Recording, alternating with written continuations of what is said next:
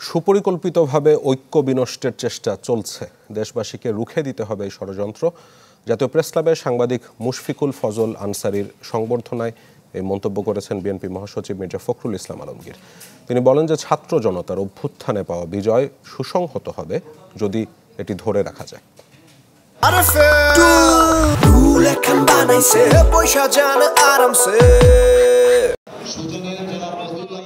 প্রায় 10 বছর পর দেশে ফেরা সাংবাদিক মুশফিকুল ফজল আনসারীকে সংবর্ধনা দিতে জাতীয় প্রেস ক্লাবে এই আয়োজন।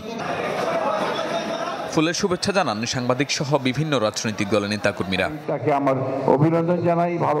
সংবর্ধনায় অংশ নিয়ে ছাত্র জনতার বিপ্লবের মধ্য দিয়ে যে বিজয় অর্জিত হয়েছে তা ধরে রাখতে দেশবাসীর প্রতি আহ্বান জানান বিএনপি মহাসচিব। আমাদের ছাত্র জনতার যে একটা অভূতপূর্ব গণ অভ্যুত্থান, সেই গণ অভ্যুত্থানের মধ্য দিয়ে কিন্তু এই বিজয় তখনই আপনার সুসংগত হবে যদি আমরা এটাকে ধরে রাখতে পারি। আমাদের যে ঐক্য সৃষ্টি হয়েছিল সেই ঐক্যকে যে আমরা অটুট রাখতে পারি। আজকে খুব সুপরিকল্পিতভাবে এই ঐক্যকে বিনষ্ট করবার একটা চক্রান্ত চলছে, সেটাকে আমাদেরকে আবার রুখে দিতে হবে। এদিকে আগামী 15ই সেপ্টেম্বর বিশ্ব গণতন্ত্র দিবস উপলক্ষে ঢাকায় সমাবেশ সফল করতে নয়াপল্টন কেন্দ্রীয় কার্যালয়ে যৌথ সভা করে বিএনপি, যেখানে ঢাকা বিভাগের বিভিন্ন ইউনিটের বিএনপি ও এর অঙ্গ সংগঠনের শীর্ষ নেতারা অংশ নেন।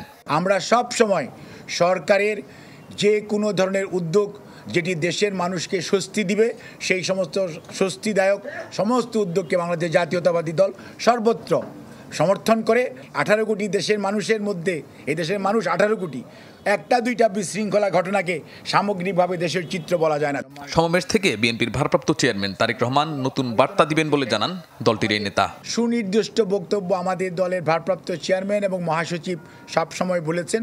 শাহনেওয়াজ বাবলু, চ্যানেল 24, ঢাকা।